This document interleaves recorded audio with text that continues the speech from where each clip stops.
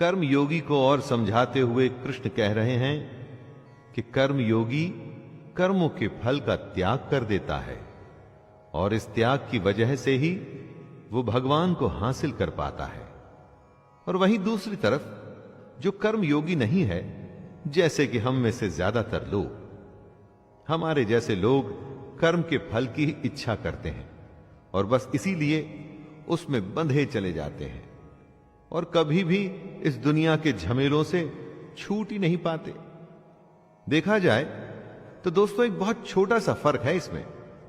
कर्म दोनों कर रहे हैं, बस फल से एक का लेना देना नहीं है और एक का बिल्कुल है।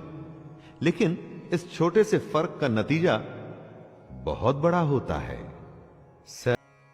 हमारा शरीर एक घर है जिसे 9 द्वारों वाला माना गया है। 9 द्वार जैसे 2 आंखें, 2 कान, 2 नाक के छेद और इत्यादि। इन्हीं 9 द्वारों के जरिए हम बाहर की दुनिया से डील करते हैं। दुनिया का कोई भी काम बिना इन 9 द्वारों के पॉसिबल नहीं है दोस्तों। इसी घर में रहता हुआ सांख्य योग वाला सन्यासी देखने में तो हम सबके जैसे सारे काम कर रहा है, लेकिन अंदर से वो एकदम अलग है।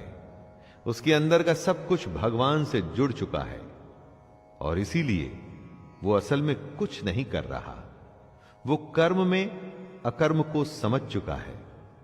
खुद को बस जैसे एक माध्यम मान के वो परमात्मा का काम कर रहा है। आदमी का एक तो होता है स्वभाव और एक होती है उसकी प्रकृति। प्रकृति का जैसा असर आपके स्वभाव पर पड़ता है, आप वैसे ही बर्ताव करते हैं। परमेश्वर न तो आपके कर्तापन की, न कर्मों की और न कर्म फल के संयोग की रचना करता है। इन सबका संयोग आपके स्वभाव की वजह से होता है। आपका स्वभाव विकृत है या विकसित है, इस पर ही डिपेंड करता है कि आप क्या करेंगे। आपके करने पर कौन सा कर्म होगा और उस कर्म के अनुसार आपको क्या फल मिलेगा। इस सब के लिए खुद को ही जिम्मेदार मानिए दोस्तों। ऐसा मत सोचिएगा कि मैंने तो मेहनत की थी लेकिन भगवान ने ही फल नहीं दिया। सब कुछ हमारे अंदर है, बस उसे हमारे सामने लाने की देरी भर होती है। उससे 1 to 1 करने की जरूरत होती है दोस्तों। भगवान न किसी के पाप कर्म को और न किसी के शुभ कर्म को ग्रहण करता है। पाप हो या पुण्य, ये तो आपके ही हैं, तो भगवान का इसमें क्या लेना देना।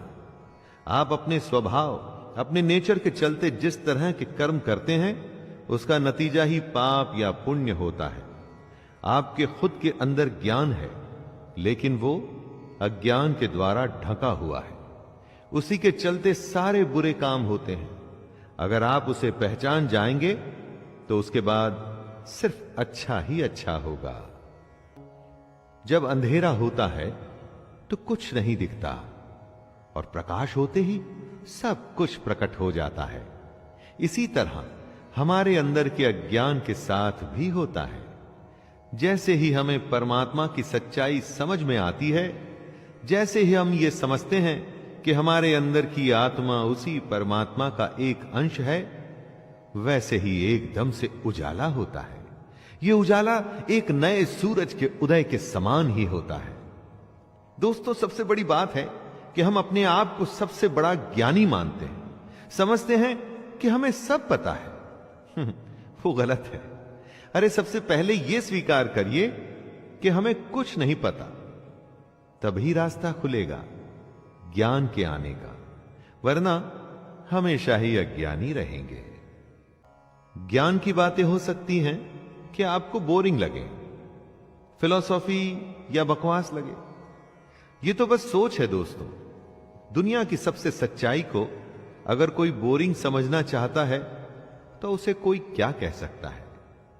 कृष्ण कहते हैं कि जिसका मन भगवान के कहे अनुसार चलता है, जिसकी बुद्धि उसे सही राह पे ले जाती है, जिसका ध्यान हमेशा उस परमात्मा में लगा रहता है, ऐसे लोग एक दिन कर्म के बंधन से जन्म के बंधन से मुक्त होकर उसी परमात्मा में मिल जाते हैं और इसे ही परम गति कहते हैं।